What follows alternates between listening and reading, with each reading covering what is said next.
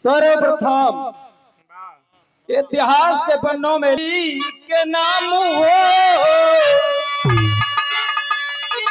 और भजला हरि जी के नाम हो।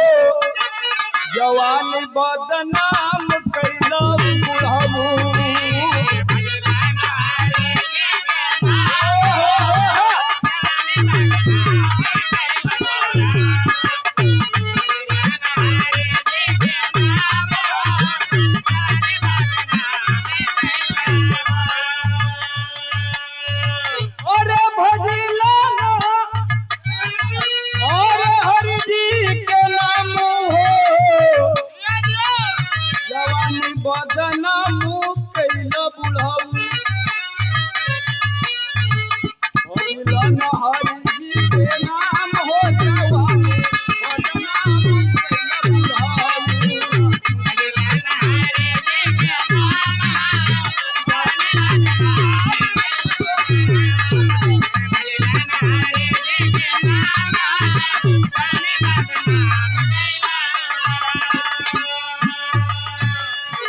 कहना है चल जवानिया में मनल ना कहना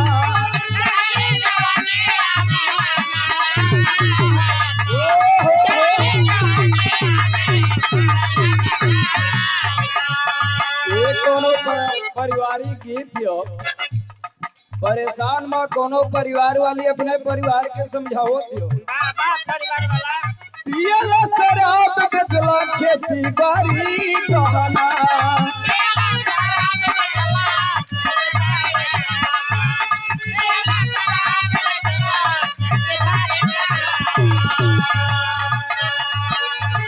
जंकत बाल सूखे लागल चालू हो।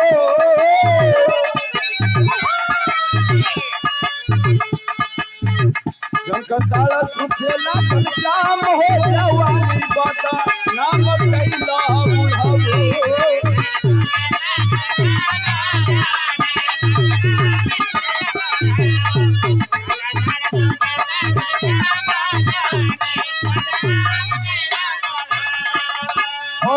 बुढ़ाऊ बहुत पैसों से मुझे सम्मानित किया गया, नवाजा गया। जो आचार्य जी के आप छोटे भाई बब्बन लाल जी जो आप इंस्पेक्टर साहब आपके द्वारा पुष्प के पंखुड़ियों से गुथा हुआ हार पहना करके मुझे सम्मानित किया गया। चरणों में हम कोट को प्रणाम करते हैं। सादर जय भीम नमो बुद्धाय। दूसरे पत्ती में कहना है क्या? और हमारे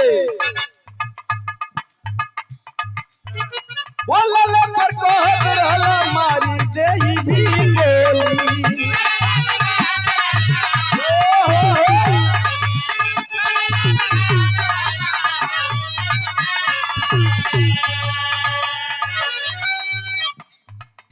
और ये पूरा बहुत पैसों से सम्मानित किया हमारे गुरु तुल्य। आपका कोई जवाब नहीं है। आदरणीय श्री ओमकार शर्मा जी आपके द्वारा मुझे नवाजा गया।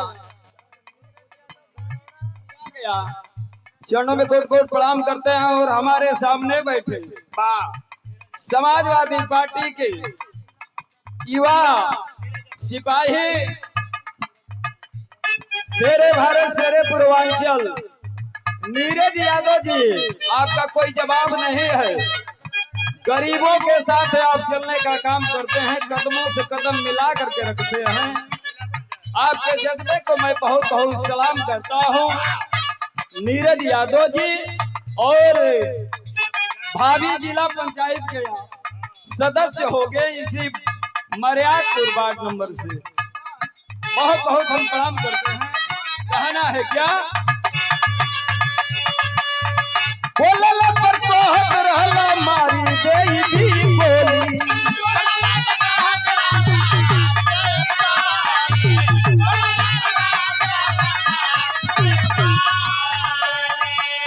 और बोलला पर कहत रहला मारी देई बोली, साड़ी दया बीग दिहला बिगला झोला झोली।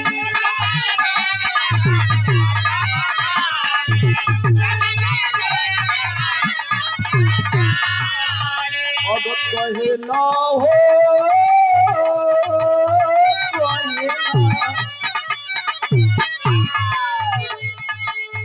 कहला कि करम चारो धाम हो जाऊ,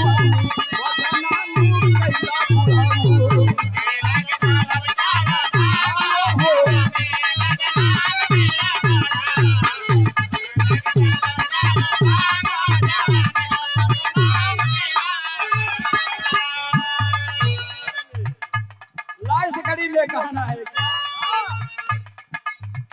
एक सिंह लिखल बचवल न पानी,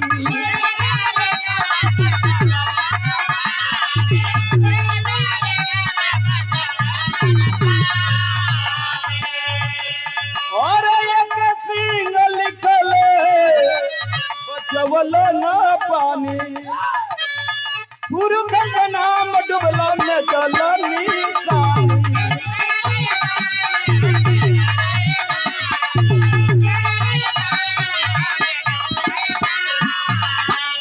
अरे कैला हो कैला, अरे कैला तू आखिरी सलाम हो, अरे कैला तू आखिरी सलाम हो, जवानी बदनाम